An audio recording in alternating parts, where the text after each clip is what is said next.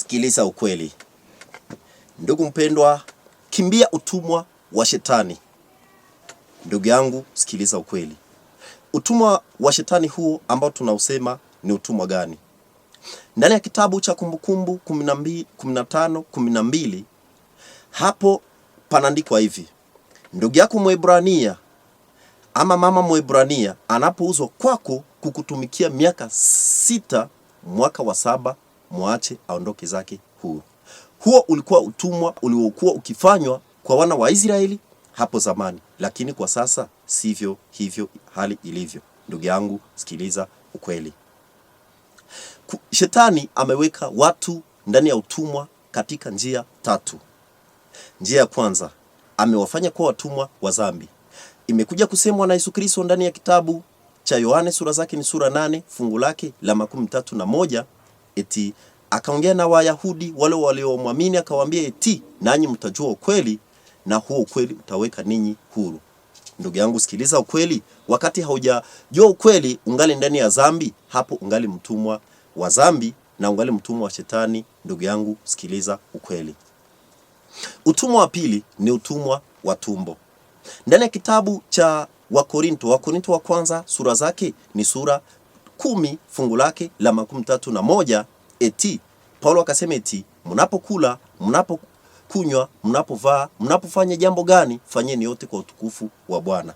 Ndugu yangu, unapokula namna isivyo, unapokula mtu analeta chakula kizuri mbele zako, unakula hadi chakula hicho kiishe, sahani ibaki kiwa wazi, ndugu yangu, ungali mtumwa wa tumbo lako. Unapokula chochote kile ambacho umekiona, chakula chochote ambacho wameleta kisichokuwa na mafaa katika mwili wako, kisichokuwa na mafaa katika viungo vyako vya mwili, jua ya kwamba wewe ni mtumwa wa tumbo unapokula namna isivyo. Kwa hivyo sikiliza ukweli. Utumwa wa 3 ndani ya kitabu cha Ufunuo sura zake ni sura 14 fungu lake ni fungu la 6. Hebu tusome hapo msikie kunasema nini kufuatana na utumwa wa 3 ambao nakuja kusema, na huo utumwa ni utumwa wa ukabila. Nimesema kwamba ni Ufunuo sura zake ni sura 14 fungu la 6. Panasema hivi: kisha nikaona malaika mwingine akiruka katikati ya mbingu, akiona habari njema ya milele, aihubiri kwa wanaokaa dunia, kila taifa, kila lugha, kila kabila na kila jamaa.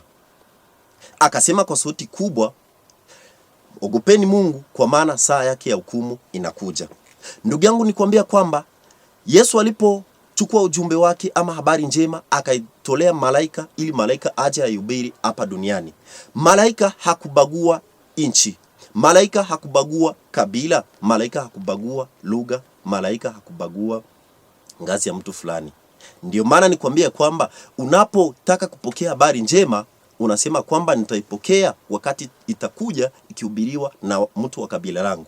Jua kwamba wewe ni mtumwa wa ukabila. Ndugu yangu, nikwambia kwamba unapochukia mtu kwa maana siye wa kabila lako, wewe ni mtumwa wa ukabila. Ndugu yangu, nikwambia kwamba unapopenda mtu kwa maana yule mtu ni wa kabila lako, jua kwamba wewe ni mkorofi, ni mjanja, hauna upendo na wewe ni mtumwa wa ukabila. Sikiliza ukweli. Mtu anapokutendea mabaya unayanenepesha na kuyakomalisha kwa kuwa yamefanywa na mtu wa kabila lisilokuwa lako, jua kwamba wewe ni mtumwa wa ukabila.